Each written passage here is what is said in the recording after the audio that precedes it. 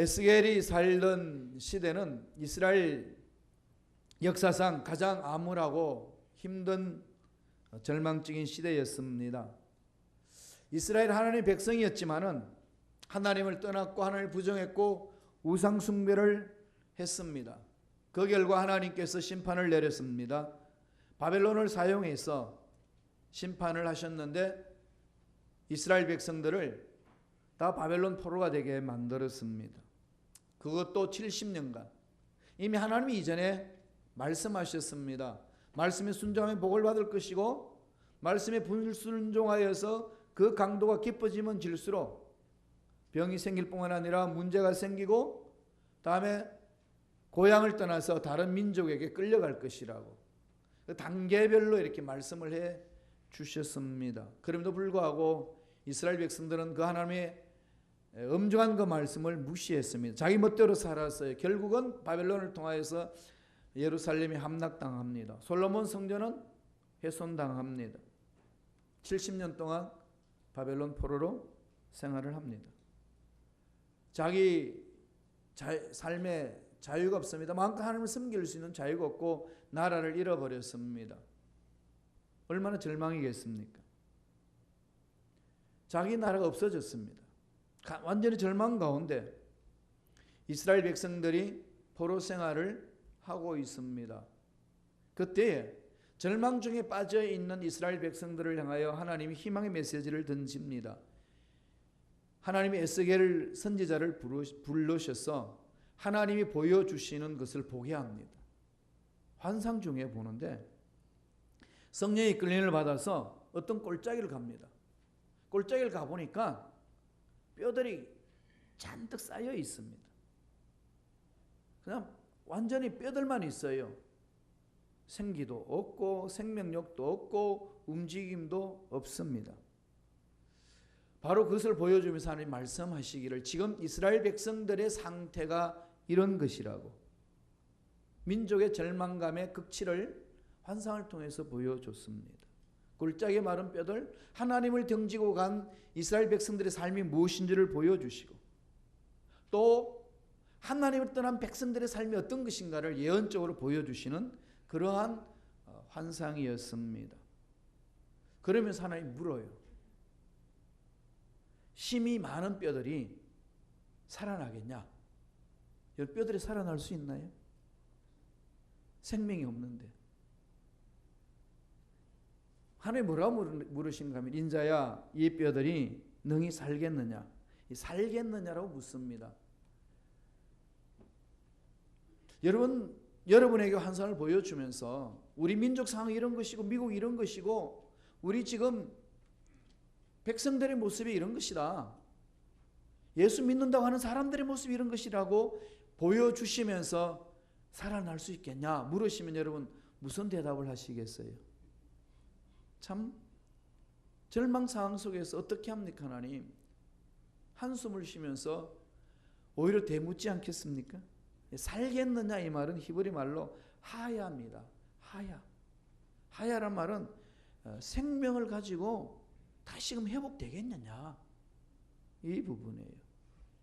오늘 에스겔이 바라보는 환상을 보면서 지금 세상으로부터 욕먹는 우리 대한민국의 기독교 공동체 또 이 미국 땅에 힘들어하는 교회 공동체의 모습을 바라보면서 지금 하나님 우리들한테 던지는 질문이 아닌가 이런 생각이 듭니다. 이 골짜기의 뼈들이 다시 살아나겠느냐? 이 시카고 땅에 있는 교회들이 다시 살아나겠느냐? 신앙생활하는 성도들이 다시금 그 오순절 마가다락방에 있던 성령의 놀라운 역사를 체험하며 다시 일어설 수 있겠느냐? 라고 질문하신다면 여러분 어떤 대답을 할 수가 있을까요? 이 하나님의 질문에 에스겔의 대답은 간단합니다. 주 야훼여 주께서 아십니다. 주 야훼만이 이스라엘 다시 살리시며 절망감에 빠진 이 민족을 살려내실 줄로 믿습니다.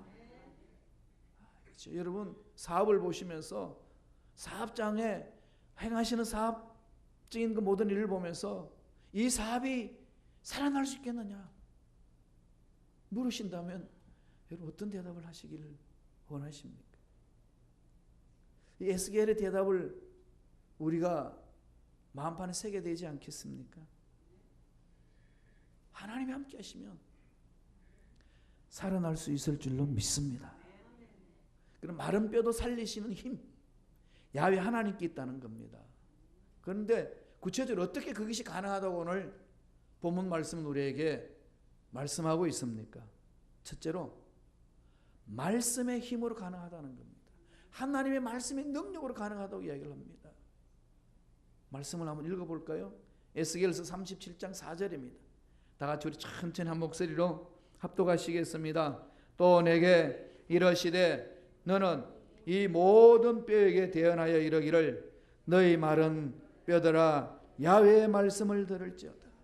야훼만이 살릴 수 있습니다라고 대답하는 그에게 하나님이 그 에스겔에게 선포합니다.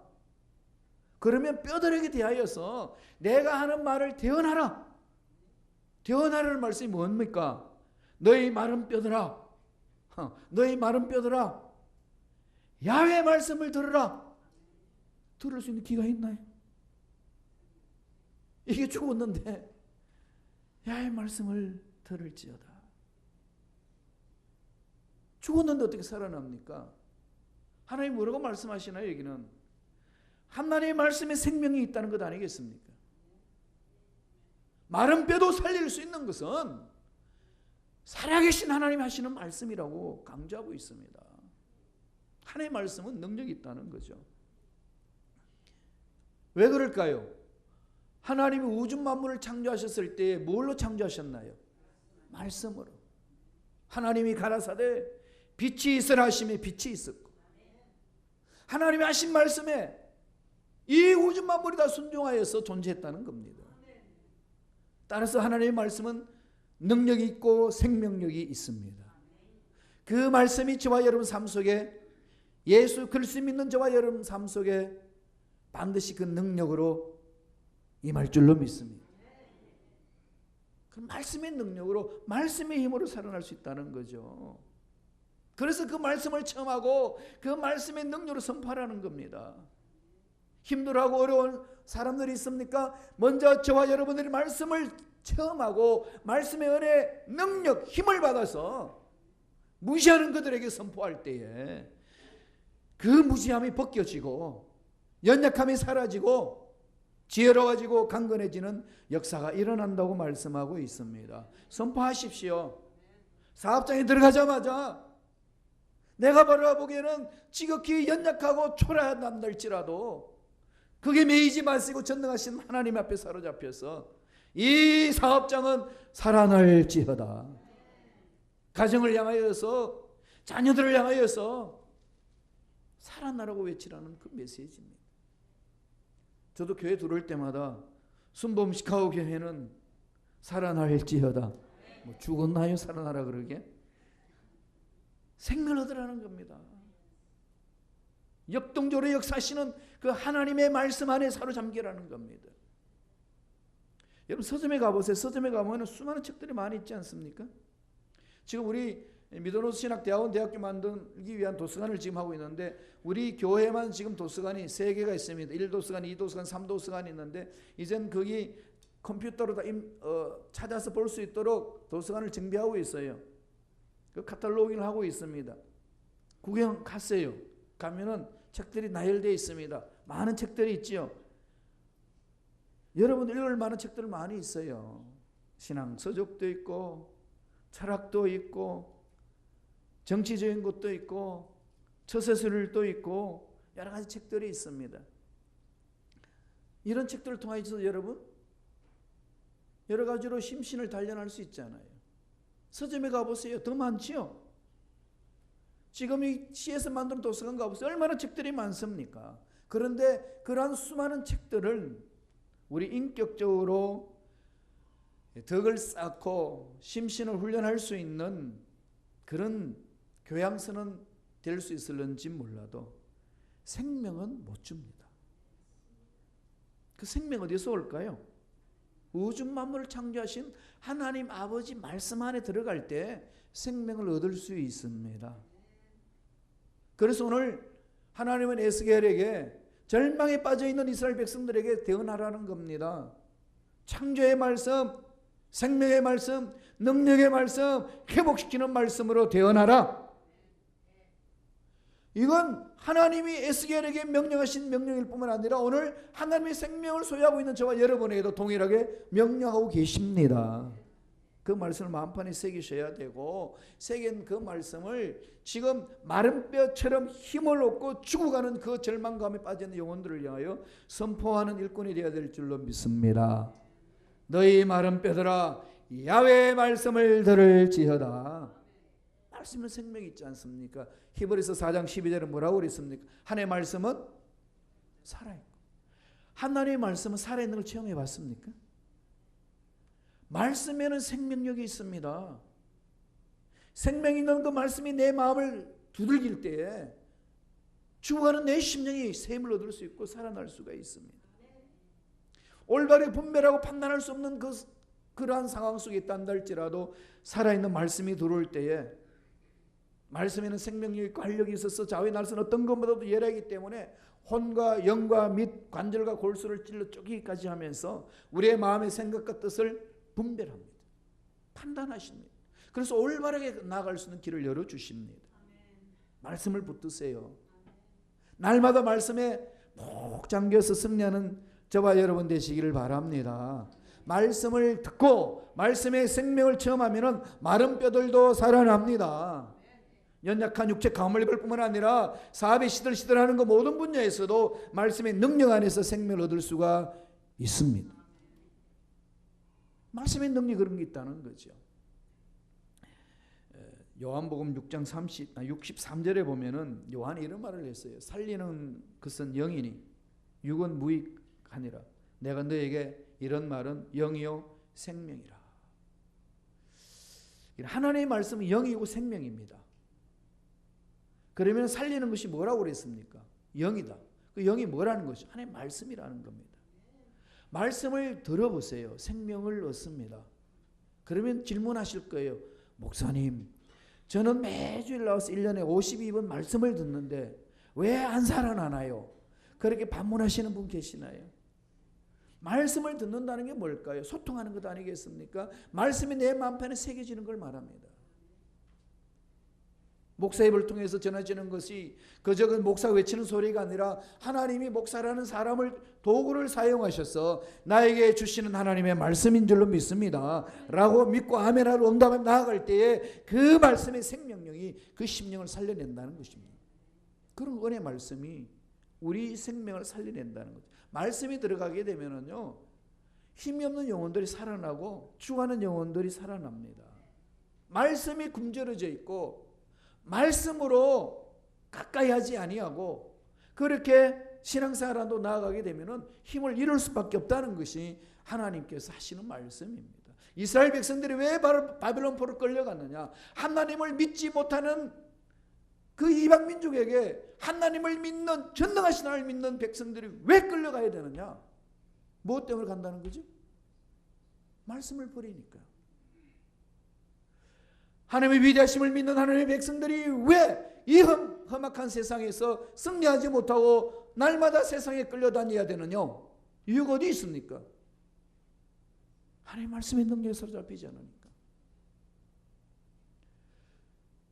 우리가 말씀 안에 들어가 있지 않으면 살아갈 힘이 없습니다.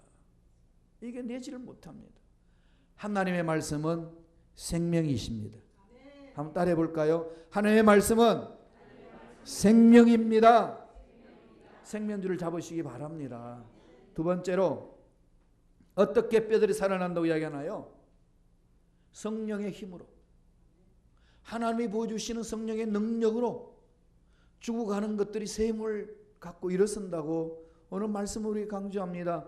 5절에 있습니다. 37장 5절 다 같이 한 목소리로 천천히 합독하시겠습니다. 주 야훼께서 이 뼈들에게 이같이 말씀하시기를 내가 생기를 너에게 들어가게 하리니 너희가 살아나리라. 뭐가 들어오면 살아나지요? 생기가 들어오면. 생기, 루아흐, 생기. 이 생기는 어디서 많이 들어봤지 않습니까? 하나님이 주시는, 예? 창세기 2장 7절에도 나오는 말씀이죠. 생기가 있어. 하나님의 기, 하나님의 기가 들어가야 생기 발랄하죠. 생기 발랄하기를 원하시나요?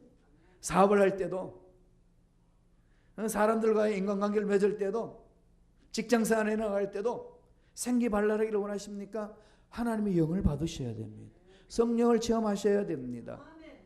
에스겔이 그 명령대로 말씀을 대언했더니 어떤 일이 일어납니까?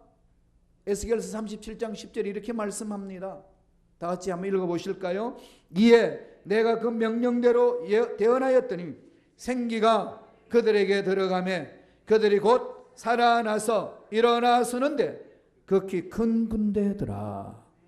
생기가 들어가니까 조금 전만 해도 뼈들만 있던, 뼈들끼리 서로 부닥치면 아프기만 하지 뭐가 뭐 일어나겠어요. 아무 힘이 없던 그들이 생기가 들어가니까 큰 군대가 됐다는 거예요. 군대가 뭡니까? 전쟁 치러 가는 용사들 아니겠습니까? 어떤 문제 앞에서 일어설 수 있는 용사가 됐더라. 그렇게 말씀을 하고 있습니다. 이제는 뭐가 있는데요? 마른 뼈였습니다. 해골이었습니다. 그런데 생기가 들어가니까 그들이 일어나서 서는데 큰 군대가 되어서 영적 전쟁을 치룰 수 있는 일꾼이 됐다고 말씀하고 있습니다. 생기가 있어야 됩니다. 말씀이 들어가고 생기가 들어갈 때 그는 살아납니다. 다른 말로 말하면 성령으로 충만해야 된다는 말씀이에요.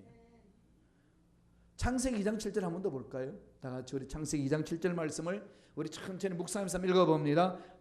야훼 하나님이 땅의 흙으로 생기를 지으시고 생기를 그 코에 불어넣으시니 사람이 생명이 되니라. 여러분 이 말씀을 깊이 한번 묵상해 보세요. 여러분 이해가 되는지. 땅의 흙으로, 이게 무슨 말씀이에요? 공기에 흙이 있나요? 물에 흙이 있나요? 왜 땅의 흙으로 그랬을까요? 우리는 지금 이 히브리 원문을 땅의 흙으로 한국말로 이렇게 번역해 놨습니다. 원래 원전은 그거 아니에요. 흙으로부터 나온 먼지. 그러니까 하나님 우리를 지었을 때 좋은 찰흙으로 그냥 도자기를 빚듯이 지었다고 이야기하는 분들이 있는데 그건 거짓말이에요. 히브리 원문은 그렇게 안 되어 있습니다. 먼지 같은 존재, 이런 존재예요. 그게 누가 티끌 같은 존재 그 말이잖아요. 티끌에다가 사람을 지었어요. 그런데 그 사람이 사람답게 사는데 뭘 불어넣었다는 거죠? 생기를 불어넣었어요. 생기가 뭔가요? 생기를 코에 불어넣었더니 사람이 뭐가 됐다는 거죠? 생명이 됐다는 겁니다. 갈수록 태산이에요. 생기는 뭐고 생명이 뭔가요? 생기는 기고 생명은 영이야. 그런데 그게 뭘 말하나요? 생기라는 것은 하나님의 생명을 말합니다. 하나님의 영을 말합니다. 하나님의 기를 말합니다. 하나님의 숨을 말합니다. 하나님의 생명을 불어넣었더니 그가 뭐가 됐다는 거죠? 생명, 살아있는 생명체. 그것이 아담, 사람이 되었다고 말합니다. 사람이 사람다워지려면 뭐가 들어가야 되나요? 생기가 들어가야 되는 거죠. 그런데 세상은 사람다운 사람 되기 위해서 매일 하는 짓거리가 뭐가 돼 있어요? 얼굴 뜯어 건치고, 얼짱 만들고, 몸짱 만들고, 보톡스 주사 맞고, 보약 쥐어 먹고, 이게 사람다운 걸로 착각합니다. 성서는 뭐라고 그럽니까? 생기가 있어야 된다는 거죠. 이 생기가 뭐죠? 바로 성령을 말하잖아요. 하나님의 영이 있어야 됩니다. 하나님의 영이 우리를 지배해야 사람다워집니다. 하나님의 영이 우리를 지배하지 아니하고 우리 육체를 아무리 가까워도 사람다운 사람이 아니라는 말씀입니다. 따라서 저와 여러분들은 하나님이 기뻐하시는 사람으로 멋지게 살아가기 위해서는 성령으로 충만하게 되어야 될 줄로 믿습니다. 성령을 사모하세요. 성령이 오셔서 나를 사로잡아 주옵소서. 영이 있어야 돼요. 로마서 8장 14절에 사도 바울은 이렇게 권면합니다. 우리 설명하고 있지요. 다 같이 읽습니다. 무릇 하나님의 영으로 인도함을 받는 사람은 곧 하나님의 아들이라. 하나님의 영, 하나님의 생기가 있는 자가 하나님의 아들이라는 겁니다. 이 기가, 이 영이 없는 자들은 심판 앞에 설 수 없습니다. 사라지는 거예요. 심판받을 수밖에 없습니다. 그러나 하나님의 자녀는 하나님이 보호해 주시고 인도해 주신다는 겁니다. 따라서 지금 살아있는 이 생전에 하나님이 주시는 그 생명으로 가득 차야 될 줄로 믿습니다. 힘들다, 어렵다, 환경이 여러 가지로 꼬여있다, 나는 능력이 없기 때문에 못한다, 이런 핑계거리만 찾지 마시고 우주 만물을 창조하신 하나님의 능력으로 충만하시길 바랍니다. 하나님의 영으로 충만하시길 바랍니다. 성령이 역사하시면은 우리는 새 생명을 얻습니다. 새 생명을 얻는 자들이 움직이는 그곳에는 환경도 바꿉니다. 하나님의 말씀이 들어와서 바뀐 나라 있지 않아요? 하나님의 영이 들어와서 바뀌어진 나라 있지 않습니까? 어떤 나라입니까? 우리나라, 좋은 나라, 대한민국이에요. 전 세계에서 60년 전에 원조를 받다가 살았던 우리들 합니까? 저도 초등학교 다닐 때요, 미국에서 원조에 주는 옥수수 먹고 살았어요. 우유, 과자 만들어가지고 먹고 살았습니다. 그러던 나라가 지금 어떻게 하나요? 예, 전 세계 무역 대국의 12개국 안에 들어가 있습니다. 이런 나라 어디 있나요? 그런데 이 나라가 정치를 잘해서 이렇게 됐나요? 자원이 많아서 이렇게 됐나요? 답이 어디서 있나요? 하나님이 보호하서, 하나님이 보살펴 주셔서 그런 것 아니겠습니까? 하나님의 영으로 충만할 때에, 하나님의 말씀 안에 순종하며 하나님의 영으로 충만할 때에 하나님이 부어주시는 은혜인 줄로 믿습니다. 우리가 참으로 이 세상에서 하나님이 기뻐하시는 민족으로 거듭나는 일들, 날마다 우리 삶을 돌아보면서 우리는 그렇게 회복해야 돼요. 대한민국 정치인들이 지금 싸울 때가 아니라 정말로 끌어안고 함께 어떻게 하면 나라를 부강되게 만들 것인가, 어떻게 하나님 앞에 쓰임받을 수 있는 나라가 될 것인가 고민하면서 만들어가야 되고, 교회들마다 이 일에 집중해야 합니다. 하나님의 영이 있는 곳에는 자유함이 있고 생명이 있고 축복이 있습니다.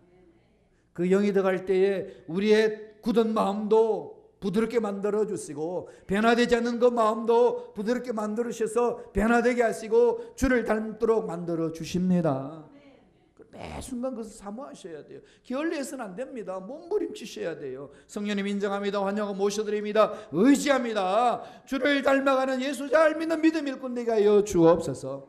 부르짖고 가야 됩니다. 오늘 에스겔서 36장 26절을 볼까요? 하나님의 영이 임할 때 어떤 삶을 살아내는지 다 같이 보겠습니다. 또 새 영을 너희 속에 두고 새 마음을 너희에게 주되 너희 육신에 굳은 마음을 제거하고 부드러운 마음을 줄 것이며. 성령으로 충만한 자들의 삶은요, 자기 아집 속에, 자기 고집 속에 빠져 있지 않습니다. 성령의 능력으로 생각을 깨트리고, 성령의 능력으로 고집스러운 것을 깨트리고 순종하며 나아갑니다. 어떤 마음을 주십니까? 부드러운 마음이에요. 이 부드러운 마음, 하나님이 마음대로 쓰실 수 있는 부드러운 마음으로 주십니다. 고정관념을 깨트려버리고 편견을 깨트려버리고 하나님이 기뻐하시는 일이 무엇인가를 늘 마음판에 새기며 살아갈 수 있도록 만들어 주십니다. 성령을 사모하세요. 어떤 문제 앞에 이건 도저히 안 된다고 생각하고 있습니까? 도저히 저 사람 바뀌지 않는다고 생각하는 부분들이 있습니까? 편견입니다. 하나님께 맡겨보세요. 하나님이 성령의 기름 부으심으로 넘치도록 채워주실 때에 도저히 안 된다는 문제도 풀어지는 역사가 일어날 것이고, 도저히 바뀌지 않는 사람들도 변화되는 역사가 일어날 줄로 믿습니다. 은혜는 그렇게 임하는 거죠. 마지막으로 어떻게 살아난다고 말씀하나요? 연합의 힘으로, 서로 연합하여서, 서로 연결하여서, 서로 뭉쳐서 살아난다는 겁니다. 뭉치는 힘으로 살아나는 것 아니겠습니까? 혼자서 안 된다는 거죠. 뼈들이 하나가 아무리 움직인들 뭐가 되겠어요? 온전한 사람이 되려면 뼈와 뼈들끼리 서로 연결하고 상합하여서 뭉쳐져 나가야 됩니다. 온전하게 맞춰져 들어가야 됩니다. 그것을 상징적으로 보여준 것 아니겠습니까? 오늘 교회 공동체가 살기 위해서는 어떻게 해야 됩니까? 담임 목사에서 아무리 외치고 한단다 할지라도 일꾼들이 일어서지 않는다면 어떻게 연합해서 나갈 수가 있겠습니까? 구역장 중심으로 구역들이 손에 손을 잡고 하나님의 기뻐하시는 일 감당해 나갈 때 그 속에 기적이 일어납니다. 기적이 상식적으로 일어날 수 있는 그것은 서로 믿음으로 합쳐서 연합해 나갈 때만이 가능합니다. 그런 일들이 저와 여러분 신앙 삶 속에 구체적으로 일어날 줄로 믿습니다. 기대합니다. 그런 복이 임하길 바랍니다. 말씀을 볼까요? 에스겔 37장 7절에 있습니다. 다 같이 우리 한 목소리로 천천히 읽겠습니다. 이에 내가 명령을 따라 대언하니 대언할 때에 소리가 나고 움직이며 이 뼈 저 뼈가 들어맞아 뼈들이 서로 연결되더라. 뼈라는 것은 완전히 무기력한 이스라엘 백성들의 삶을 두고 말한 것 아니겠습니까? 바벨론 포로에 있으면서 희망이 없다고 절망감에 빠져있는 그 영혼들이, 주저앉는 그 영혼들이 말씀이 들어가고 성령이 강하게 사로잡을 때에 이 뼈 저들이 서로 맞춰 들어갑니다. 도저히 못하겠다고 주저앉은 자들이 영의 이끌림을 받아서 서로들 간에 연합하여 일었습니다. 서로 외칩니다. 일어서 보자. 우리가 연합하여서 행한다면 못할 일이 어디 있겠느냐. 전능하신 하나님이 살아계시는데 서로들 간의 유일함을 격려하면서 뭉치는 힘으로 다시금 큰 군대를 만들어서 하나님의 일을 감당한다고, 그리고 또 감당할 수 있다고 외치고 있습니다. 여러분 어떤 마음을 품고 있으시나요? 도저히 더 이상은 안 돼. 더 이상 어떻게 한단 말인가? 환경을 바라보고 연약한 내 자신을 바라보고 주저앉고 있는 나의 모습인지, 아니면 오늘 하나님의 에스겔을 통하여서 절망감에 빠져있는 이스라엘 백성들을 일으켜서 하나님이 큰 군대를 만드시겠다는 그 말씀에 순종하며 그렇게 하나님이 행하시는 것을 믿고 나아갈 때 될 줄로 믿습니다. 선포하며 나아가는지 한 말씀을 통해서 살펴보시길 바랍니다. 생기가 들어가면 흩어져 있는 것이 서로 뭉치는 겁니다. 나 혼자서 나 홀로서 가는 것 아닙니다. 서로 연결하고 서로 연합하여 뭉쳐서 나아갑니다. 뭉치는 힘은 강합니다. 어마어마하게 강합니다. 하나님이 기뻐하시는 교회 특징을 보면은요, 다 생각들이 다르고 가치관이 다르고 삶의 습관들이 다르고 사회에서 하는 모든 일들도 다릅니다. 개성도 다르고 출생지도 다 다르지만 그 모든 것들을 다 뒤로 하고 성령으로 뭉치는 교회들입니다. 사도행전 13장에 보면 안디옥 교회가 나옵니다. 안디옥 교회가 그랬어요.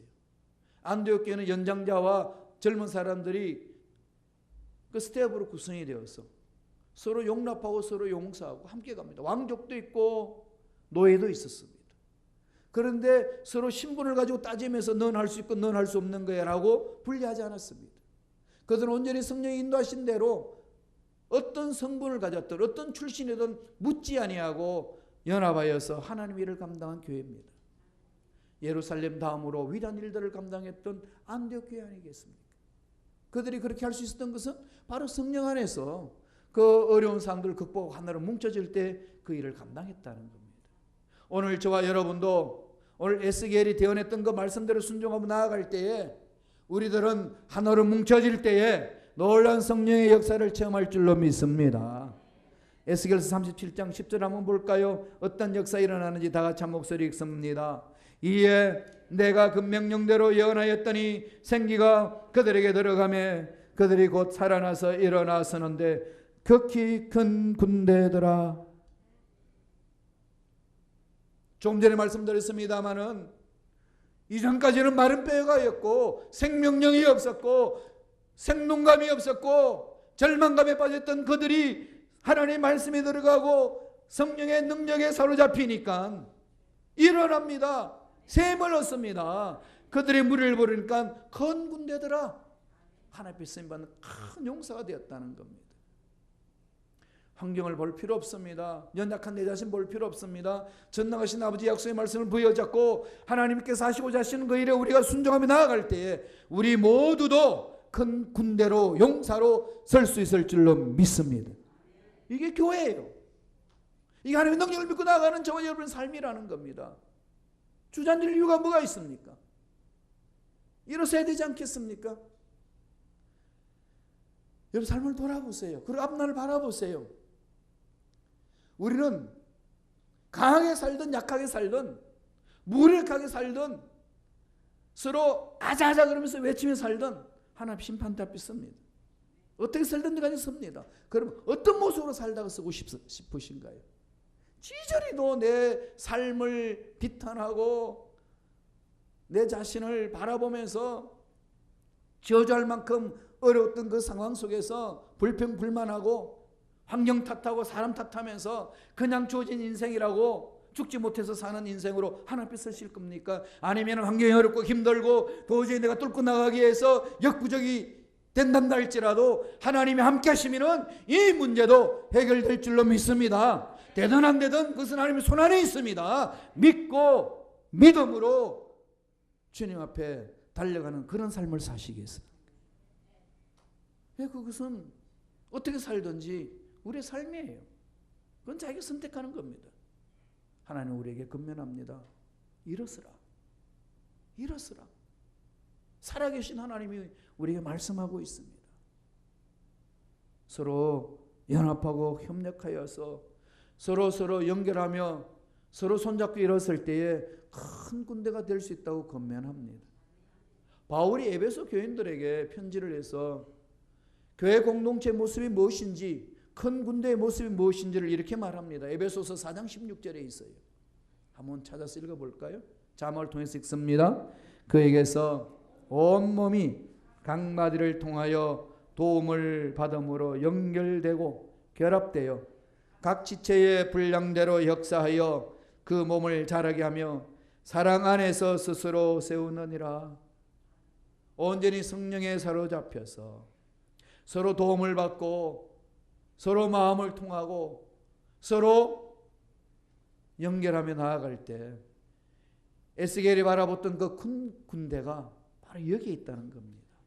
교회는요, 서로 위로하고 안식도 얻고 치유도 받는 곳입니다. 그것뿐만 아니라요, 하나님의 일을 하기 위해서 모여있는 큰 군대로 있어야 합니다. 교회는 유람선이 아니고, 배를 비유하자면은 교회는 영적 전쟁을 치는 군함입니다. 군함이 되셔야 돼요. 나의 연약함, 나의 어려운 상황, 아무리 몸부림을 쳐도 벗어나지 못할 것만 같은 그런 문제 앞에서 무기력하게 주저앉지 마시고 전능하신 하나님을 바라보시면서 약속의 말씀을 부여잡고 성령에 사로잡혀서 담대히 일어서는 영적 군사들이 되시길 간절히 축원합니다.